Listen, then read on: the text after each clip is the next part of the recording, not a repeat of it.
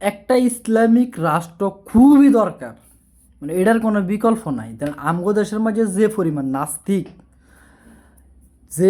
নাস্তিক আমগো দেশের মাঝে আছে, মানে এটা কল্পনার বাইরে। আমরা হয়তো চুপ করি থাই, এলাই কোনো যায় ঝামেলা হয় না, একটু যদি গর্জন দেন আর কি, তো দেখবেন আমগো দেশে কী পরিমাণ নাস্তিক আছে, ইসলাম বিদ্বেষী আছে।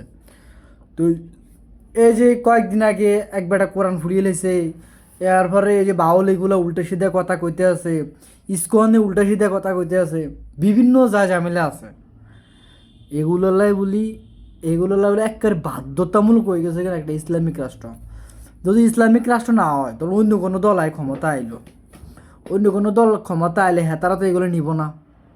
আপনার এই ইসলামিক সমস্যাগুলো হাতে জীবনে আমলে নিব না, হাতে করবো আইনি অনেক প্রক্রিয়া আছে, আইনি প্রক্রিয়ার মাধ্যমে যদি কিছু করা যায়, না হলে নাই। আর ইসলামিক রাষ্ট্র ইসলামিক দল যদি কোনোটা ক্ষমতায় থাকে, হে আগে দেখবো ইসলামের বিরুদ্ধে কেউ গেছেই কি না, যদি যায় যে কোনোভাবে হোক আইন বানাই লইব, ওর বিরুদ্ধে ফাঁসি দেওয়া হোক, যাই করা হোক, বা জিরাই করা দরকার। একটা ইসলামিক দল ক্ষমতায় গেলে ওটা করব। আর নাস্তিক মাস্তিক আবিজাবি মিলে খিচুড়ি মার কাছে দলগুলো আছে, হেগো কাছে আপনি হারাদিন আন্দোলন করবেন, হারাদিন রাজপথ গরম করবেন, কোনো কাম হইতো না, আর আনার কাম হইতো না। এটার উদাহরণস্বরূপ এই যে হাসিনা আসিল, ইসকন কি নিষেধ হয়েছে? এই যে বর্তমানে তত্ত্বাবধান সরকার আছে, ইসকন কি নিষেধ হয়েছে?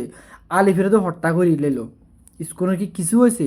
এই যে এক লোক কোরআন শরীফের কি ফোড়া এলো বা বিভিন্নভাবে হাতে এগুলা মুখে আইন আসলে করতে গেলে বিভিন্নভাবে ইসলাম ধর্ম অপমান করলো, তো এইগুলো কি কোনো রাষ্ট্রীয়ভাবে কোনো বিচার হইব?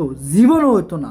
হয়তো পরিস্থিতি নিয়ন্ত্রণ আল্লাহ বলি কয়েকদিন হেরে জেলে ভরি রাখবো, আইনি সুরক্ষা দিয়ে তারা রায় দিব, কিন্তু এটার কোনো বিচার জীবনও হইব না। এটা যদি বিচার হইতেই হয়, ইসলামিক দলের লোকেরা ক্ষমতায় গেলে তারপর বিচার হইব।